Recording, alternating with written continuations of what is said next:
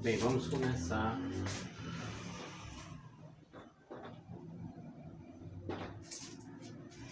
Nossa aula 12.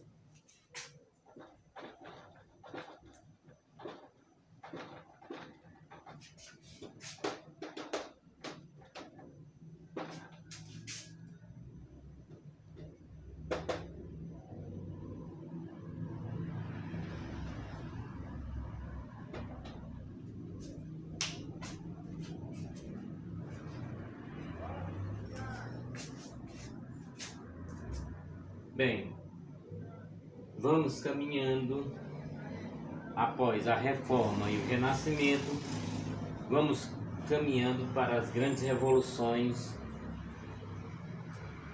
do século 17 e 18. Então vamos.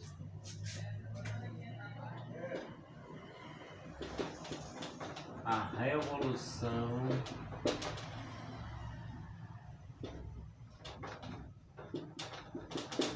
Gloriosa e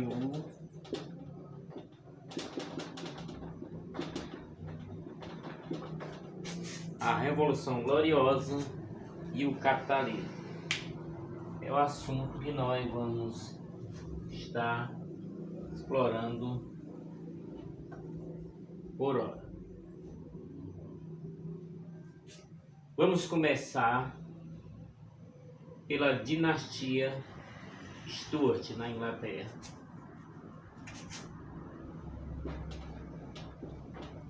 Dinastia Stuart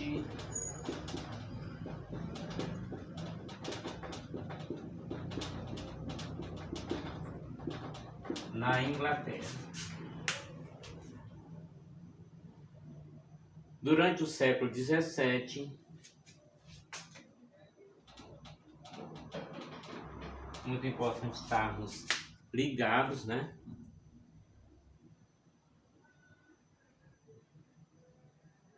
Teve o seu governo vinculado à ausência dos herdeiros da rainha Elizabeth I.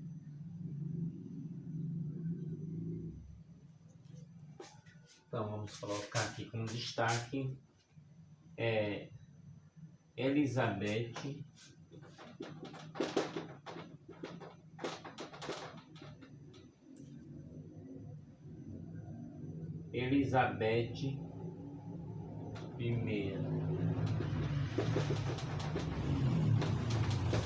Dinastia Tudor.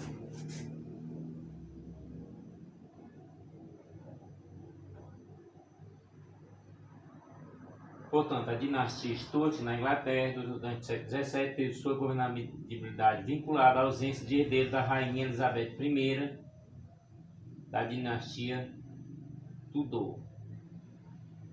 Seu início foi marcado pela ascensão de Jaime I.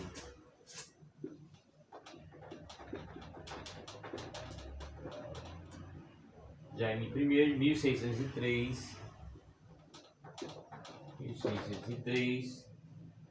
a 1625. Portanto,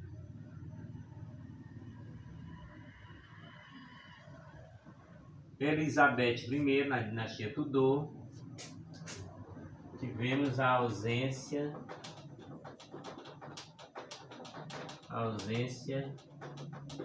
de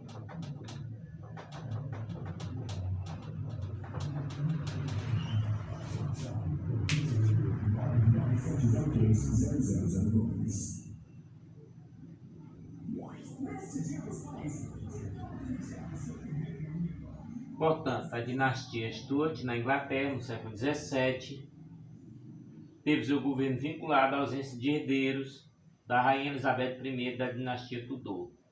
Seu início foi marcado pela ascensão de Jaime I, 1603-1625. O que aconteceu nesse governo de Jaime I que nós vamos estar destacando aqui. Não tudo, mas o principal. Está destacando o principal.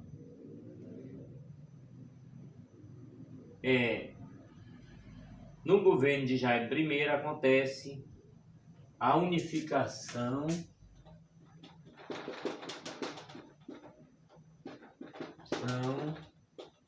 da Escócia mais a Inglaterra. Portanto, a unificação. A expansão da política dos cercamentos estimulava o fortalecimento de uma classe de investidores. Portanto, vou anotar aqui: política de cercamentos.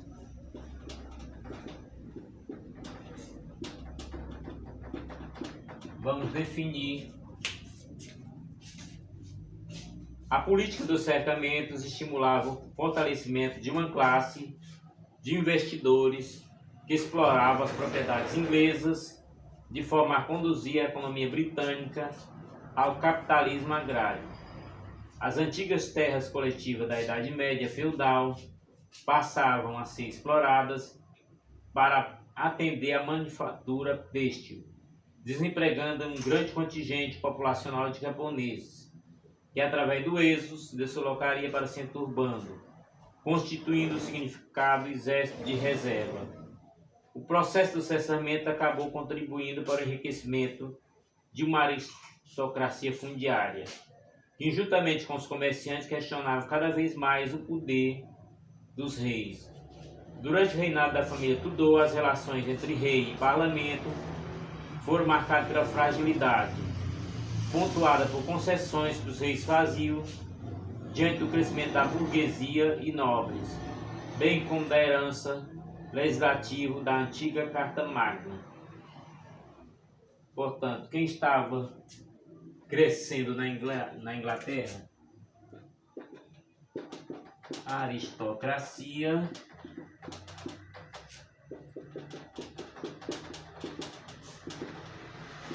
fundiária era o que estavam crescendo.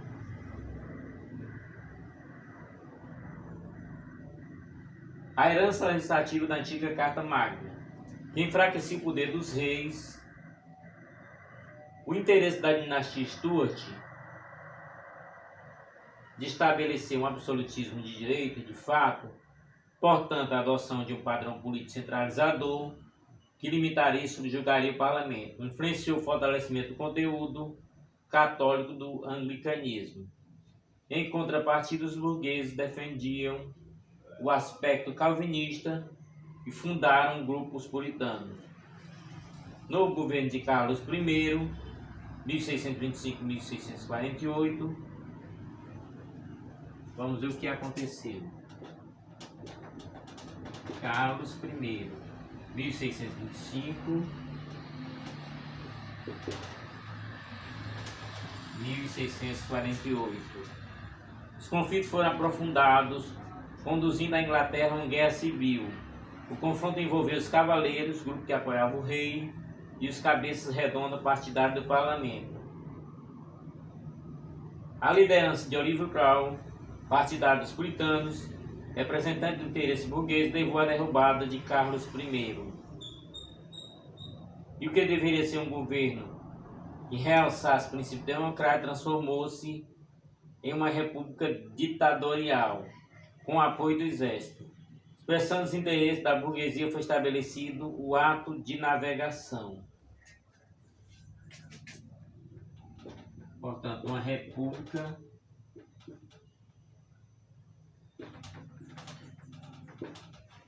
ditatorial. República ditatorial, palavra difícil, ditadura, né? República ditatorial e o ato de navegação.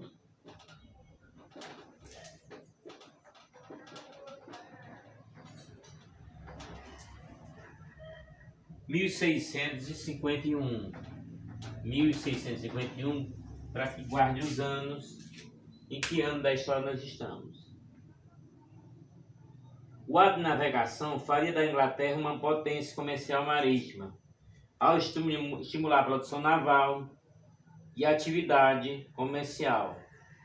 Com a morte de Oliver Cromwell, 1658, a dinastia Stuart Carlos Jaime voltou ao poder, na tentativa de retomar a centralização. O ambiente revolucionário não facilitou a restauração, que acabou sendo frustrada por uma ação liderada pelo parlamento.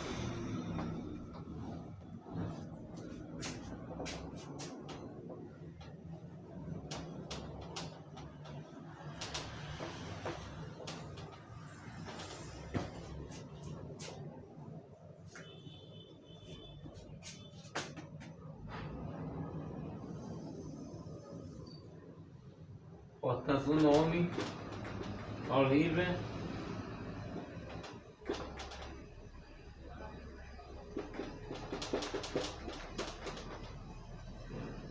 Cromwell.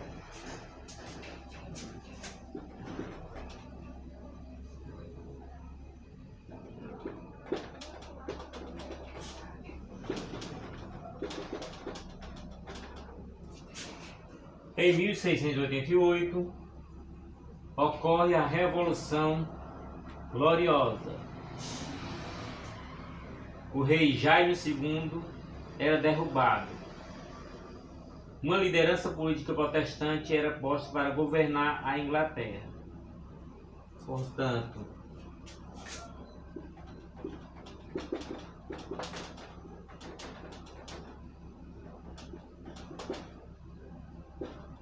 o rei Jaime II cai, né? Como foi derrubado, cai.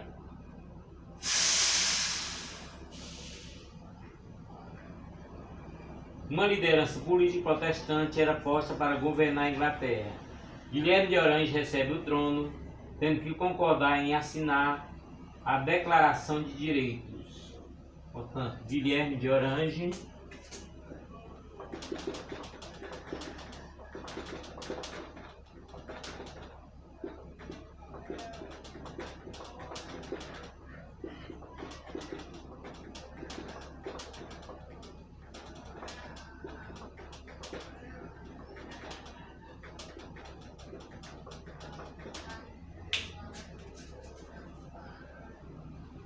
Guilherme de Orange recebe o trono, tendo que concordar em assinar a Declaração dos Direitos, que o impedia de submeter o parlamento.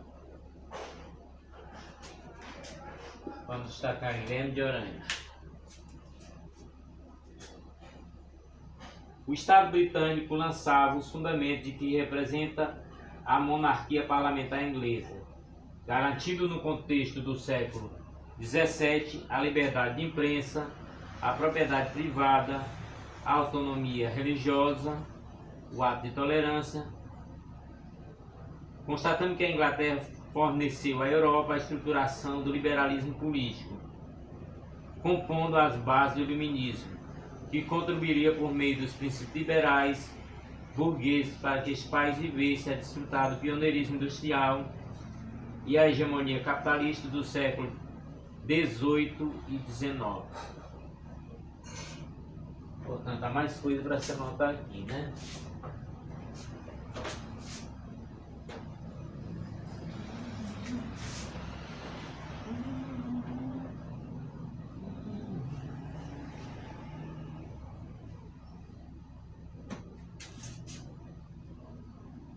Portanto, o ato de tolerância, no caso, ato, tolerância, era na religião, respeitar a religião um dos outros. O ato de tolerância e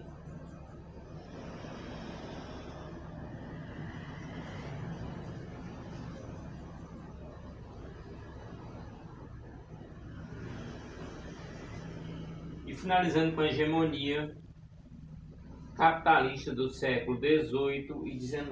Portanto, uma boa base da Inglaterra, para que a gente possa chegar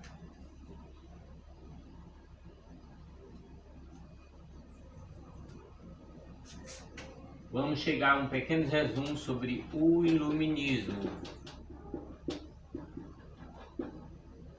O Iluminismo, pequeno resumo.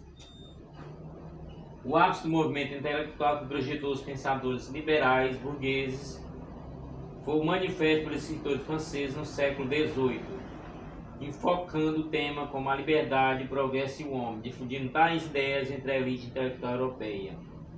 A fase de criação do Iluminismo está relacionada aos avanços da ciência e da filosofia ocorridos no século XVII, orientados pelo racionalismo de Descartes e o empirismo de Locke. Os filósofos iluministas aplicavam o raciocínio e a crítica à política e à religião, exaltando a razão e o progresso em oposição ao conservadorismo. Na esfera política, voltava-se a criticar o absolutismo, fazendo oposição à teoria do direito divino dos reis, que limitava a liberdade individual e frustrava a participação popular. Observando o tratado do governo civil de John Locke, intelectual da Revolução Gloriosa, constava que o poder monárquico deveria ser observado como um acordo entre o governo e a população.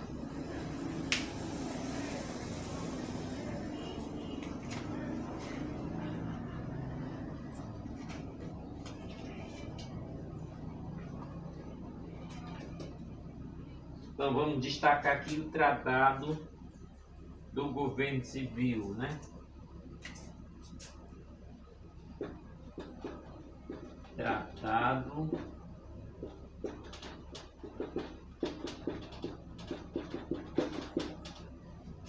do governo civil. John Locke.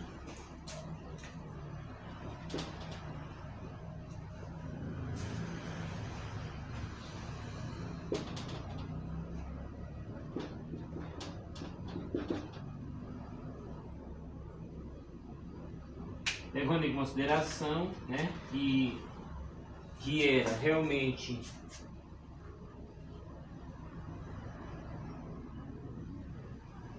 quanto à religião, o ataque voltou-se à Igreja Católica, instituição fundamental para a garantia do antigo regime.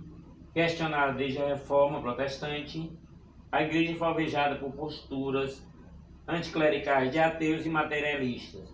Certamente esse clima foi gradualmente minado às bases do tradicionalismo e estimulado um clima revolucionário. O Iluminismo, conhecido como Ilustração, época das luzes, caracterizou-se como um movimento intelectual do século XVIII, encontrando na França um solo extremamente fértil para a gestação de suas ideias. Pelo cosmopolitismo, universalismo da cultura francesa e pela própria insustentabilidade do antigo regime francês. O fervor intelectual se expressou pelo pensamento de filósofos burgueses, com exceção de Montesquieu, que era aristocrata, que acabaram estimulando o panorama revolucionário que levou à derrubada do antigo regime. Aqui vamos estar destacando alguns pensadores e suas épocas.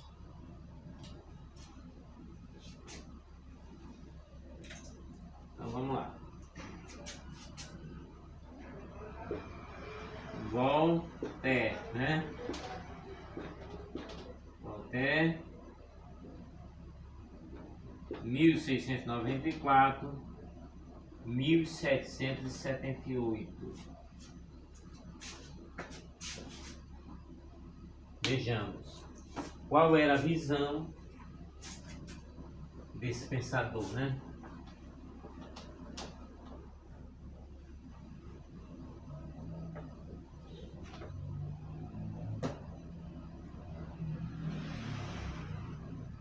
Criticou a nobreza privilegiada e as instituições políticas e restringiu as liberdades individuais.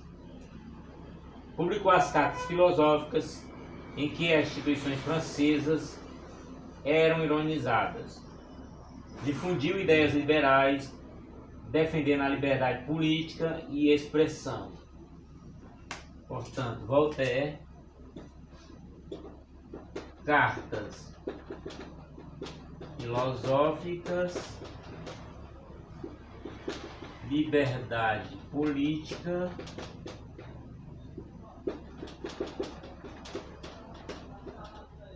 e Expressão. Não concordo com nada do que você fala, mas defendo até o fim, a sua fala.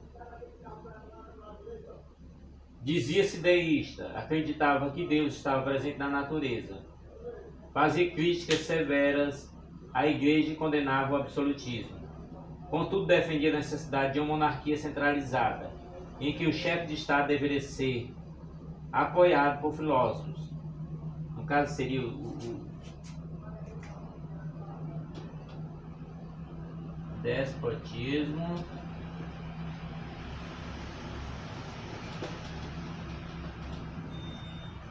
esclarecido.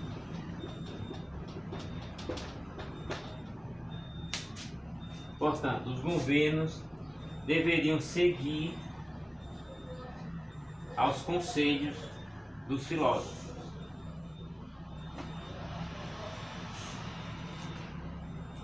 Outro pensador da época, Montesquieu, viveu no ano de 1689 a 1755.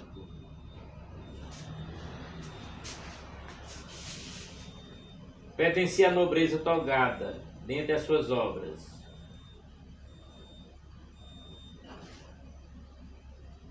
Pertencia à nobreza togada. Dentre as suas obras, o Espírito das Leis melhor resume suas ideias. Não existia uma forma de governo ideal que pudesse ser utilizada por qualquer povo. Cada país deveria ter um modelo de governo de acordo com seu progresso econômico e social. As condições ambientais, geográficas, climáticas orientariam de sobremaneira a realização desses governos. Para os países grandes, o despotismo.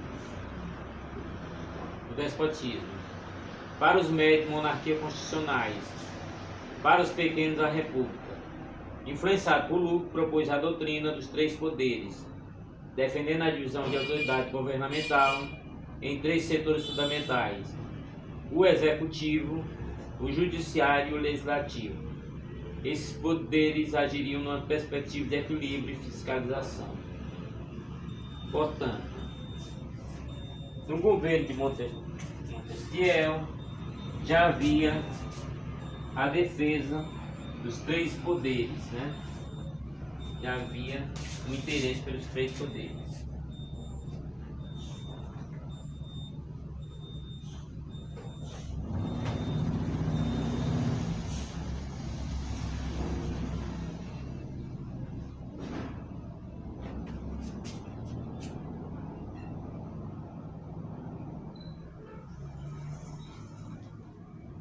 Sempre se fala dos franceses,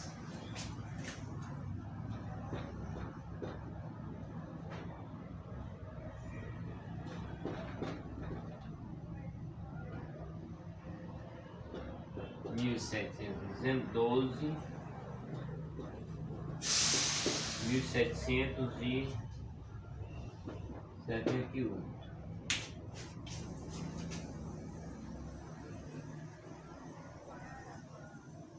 Jean-Jacques Rousseau, considerado o mais radical e popular dos filósofos, viveu de 1712 a 1778.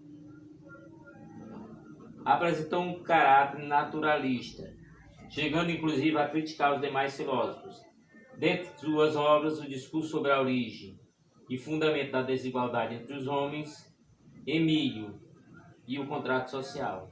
Criticava a propriedade privada, acreditando que esta acabava a igualdade entre os homens. Sonhava com uma sociedade de pequenos produtores independentes. Em um contrato social, defendia o voto universal, a soberania popular, rompendo com as relações individualistas. O Estado seria, portanto, representante dessa maioria.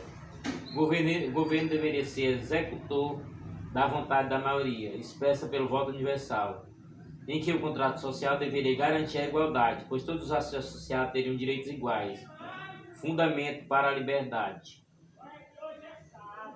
Com o veículo das novas ideias, temos os livros ampliados, sua produção com a imprensa de Gutenberg, da fase renascentista. A sociedade intelectuais e a franco-maçonaria, que tinha ligações por toda a Europa. É importante ressaltar que a síntese do pensamento do século das luzes encontrava-se na enciclopédia, conduzida por Denis Diderot, Jean de Lambert, criticado pelos jesuítas, teve sua circulação limitada. Portanto, vamos ter também a enciclopédia. Enciclopédia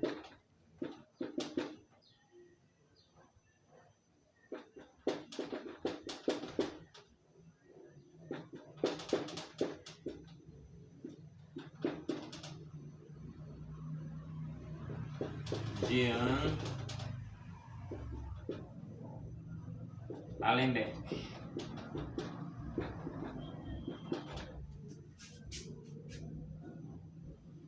Com a expulsão dos jesuítas, a obra foi publicada regularmente, contando com a colaboração de filósofos, economistas, matemáticos, físico-naturalistas. O pensamento iluminista foi sendo difundido pelas mais diferentes partes do mundo ocidental, tendo como grande referencial a Revolução Francesa, e alcançou o mundo colonial americano.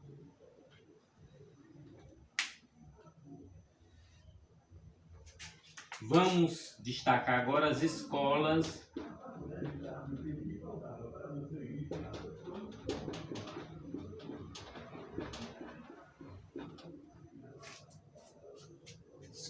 econômicas. No plano econômico, os iluministas criticaram o intervencionismo do Estado na economia, voltando suas críticas para o mercantilismo. O fisiocratismo de François Pesnay, que escreveu o Padre Econômico, pregava que a terra era a única fonte de riqueza, daí a primazia da agricultura sobre o comércio, atividade estéril, que se limitava à troca de mercadorias. Fazia oposição à intervenção do Estado na economia, apoiando o funcionamento pleno das leis naturais, se opondo à regulamentação econômica do Estado absolutista, determinando que o Estado deveria incentivar o progresso técnico e econômico, eliminando os obstáculos ao livre jogo da economia. Sua expressão máxima foi a liberdade econômica. Deixa fazer, deixa passar, que o mundo anda por si mesmo. Os fisiocratas representavam o partidário de um capitalismo liberal agrário. Algumas noções básicas dos fisiocratas foram utilizadas pelo economista liberal inglês Adam Smith. Então, Adam Smith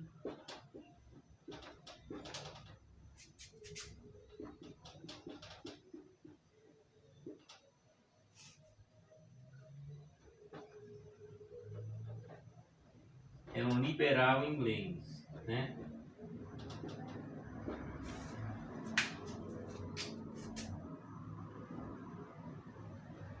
Apregoava que a riqueza de uma nação estava diretamente relacionada à exploração do trabalho humano, afirmando a necessidade da divisão do trabalho, a livre iniciativa, as relações do livre mercado e o jogo entre oferta e procura.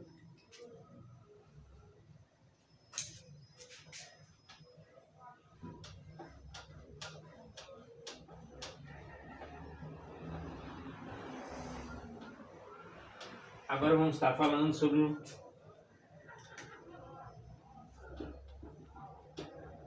despotismo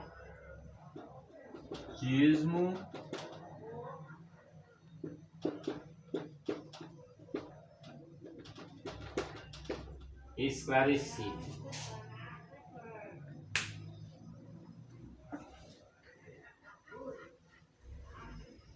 Na segunda metade do século XVIII,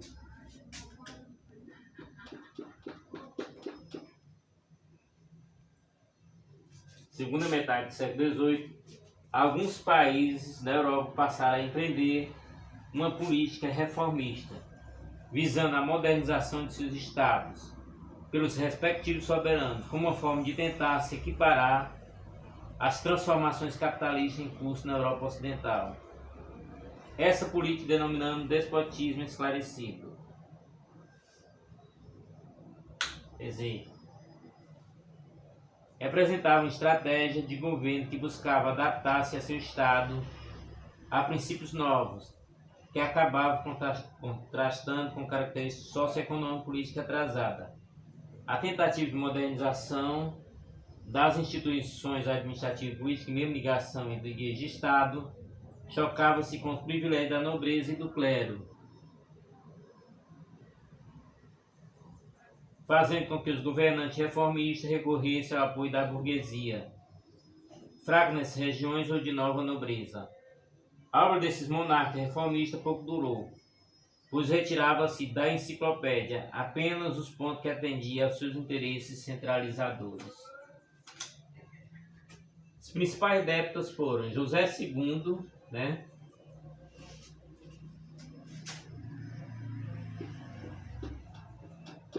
José II da Áustria, muito sabido, só tirava da enciclopédia o que realmente lhe interessava. Catarina II da Rússia,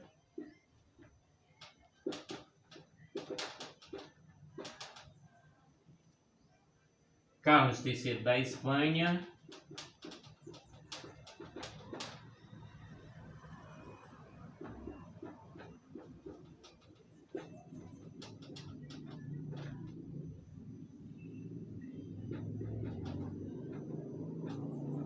Marquês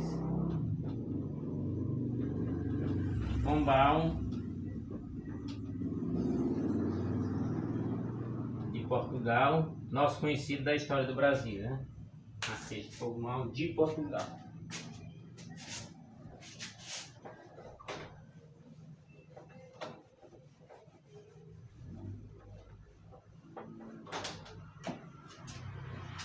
Também Frederico II, o Frederico II,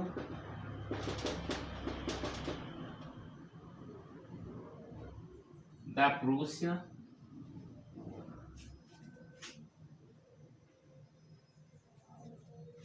Frederico II da Prússia,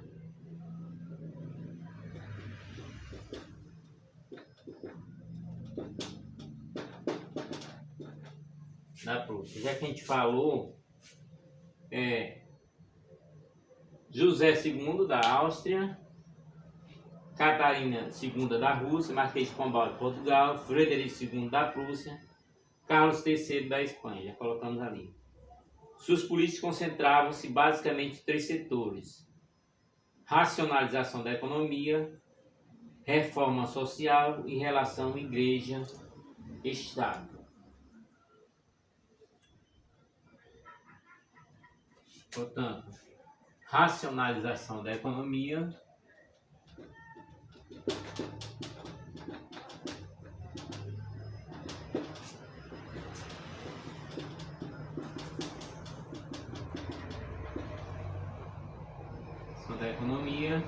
reforma social,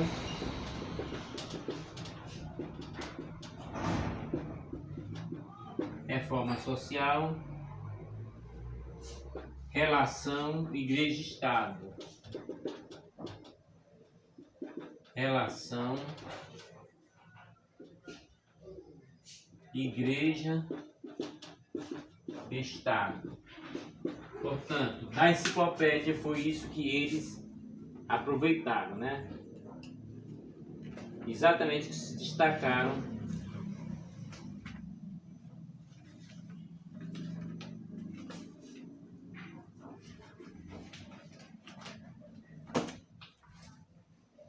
bem. E um assunto que vamos estar explorando, já começando as consequências do iluminismo, Vamos começar pela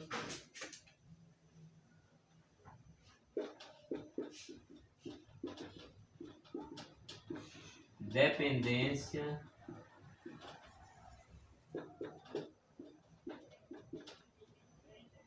dos Estados Unidos.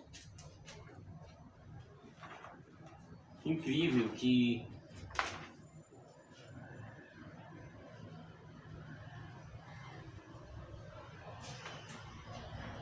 todas essas revoluções foram se sucedendo uma a outra.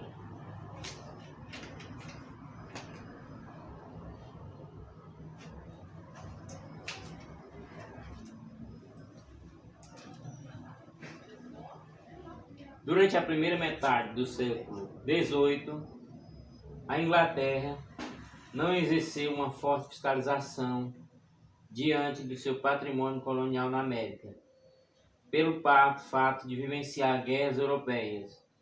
Existia certo nível de fragilidade do pacto colonial em relação à América inglesa, o que acabou possibilitando a evolução das colônias do centro e do norte da América, tanto na indústria manufatureira quanto no comércio triangular.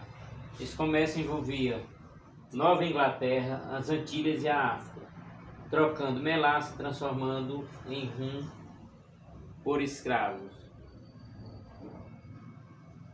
Contudo, passou a existir um choque de interesse entre a metrópole Inglaterra, que vivenciara a Revolução Industrial e buscava novos mercados e o seu próprio colapso econômico frente à Guerra dos 7 Anos, 1756-1763, que muito embora a Inglaterra tivesse saído como nação vitoriosa e anexado o Canadá e a Índia ao seu patrimônio, teve déficit em seus cofres, voltando seus olhares administrativo metropolitano para suas áreas coloniais.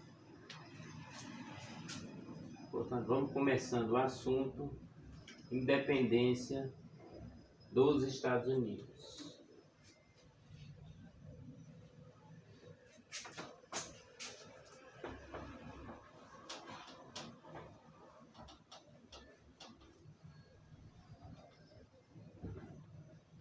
Vamos destacar alguns capítulos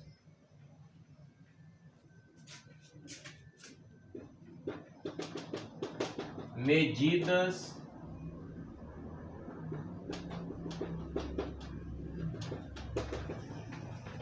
restritivas.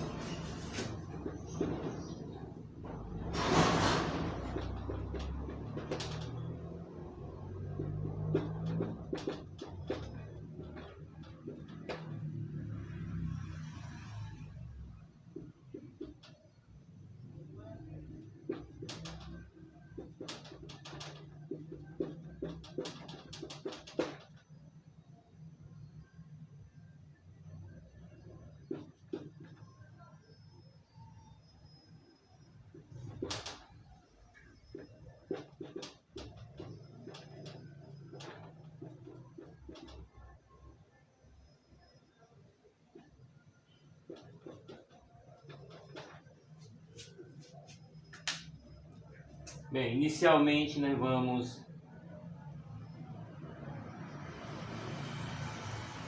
vamos caminhar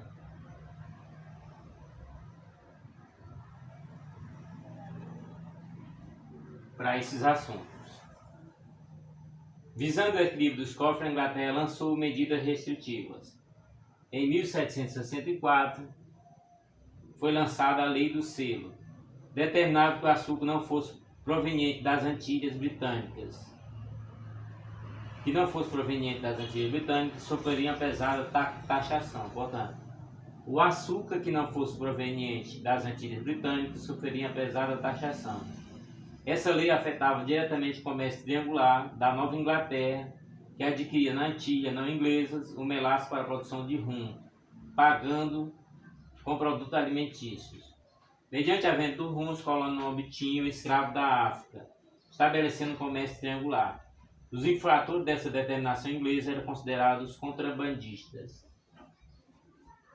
Em 1765, a Lei do Selo determinava uma tributação sobre documentos, livros e jornais que circulassem na colônia teriam que receber um selo da metrópole, cujo valor era incorporado ao seu preço.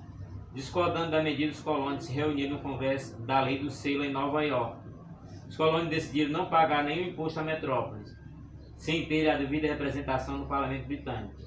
Diante desse episódio foi gerada a questão dos impostos, em que os comerciantes ingleses, frustrados com o boicote colonial, se uniram aos colonos e exigiram o fim da Lei do Selo. Em 1767, o ministro Charles Townshend intensificou os impostos sobre a colônia, determinando tributação sobre o vidro, papel e chá. Os colonos se opuseram de maneira imediata, promovendo protestos em Boston, ocorrendo uma confrontação entre colonos e forças metropolitanas no chamado Massacre de Boston, que foi em 1767. Portanto, vamos finalizando por hoje, pois a história continua. O Massacre de Boston. Depois vamos colocar 1774, leis intoleráveis.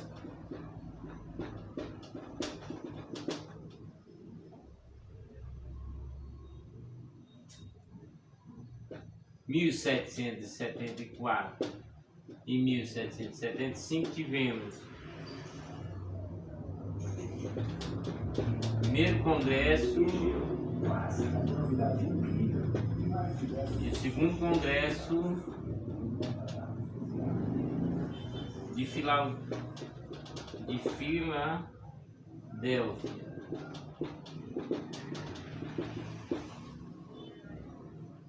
Portanto, vamos a 1774.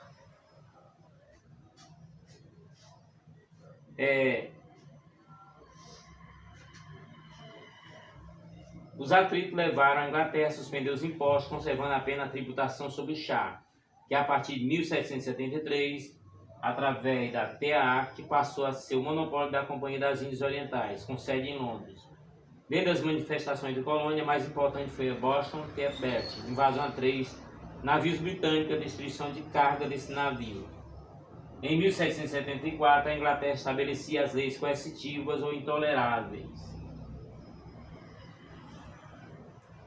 Estabelecia o fechamento do porto de Boston, a ocupação militar de Massachusetts, julgamento especial para ingleses e a transferência da administração das terras no centro-oeste para Quebec, que buscava limitar a expansão dos colonos para o noroeste, fazendo oposição às leis intoleráveis. Em 1774, os colonos promoveram o primeiro Congresso de Filadélfia, decretando o fim do comércio com os ingleses, caso essas leis não fossem desfeitas. Os primeiros ataques ingleses acabaram estimulando os colonos a se reunirem no segundo Congresso de Filadélfia, 1775, decidindo pelo rompimento total com a Inglaterra. Portanto, a história continua, né? O conflito começa com o Massacre de Boston, depois os ingleses, diferentes de outros países, já começavam a lutar por sua independência. Essa continuação do assunto e continuação da história, vamos estar continuando em nossa próxima aula. Portanto,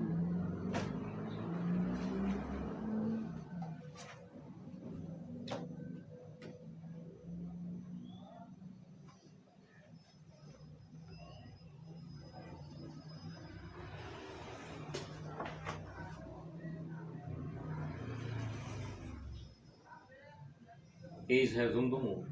Quer dizer, vamos estar continuando em nossa próxima aula. Vamos ter que Na nossa próxima aula já vamos ter a Declaração da Independência dos Estados Unidos, continuando com a Revolução Francesa, né? Assunto das nossas próximas aulas. Em nossas próximas aulas estaremos com a Revolução Francesa. E a história continua. Não deixe de ver os próximos vídeos. O importante é que veja os vídeos anteriores, porque a história continua. Até nossa próxima aula, até nosso próximo vídeo. Convide os amigos para se inscrever no canal. Até nossa próxima aula.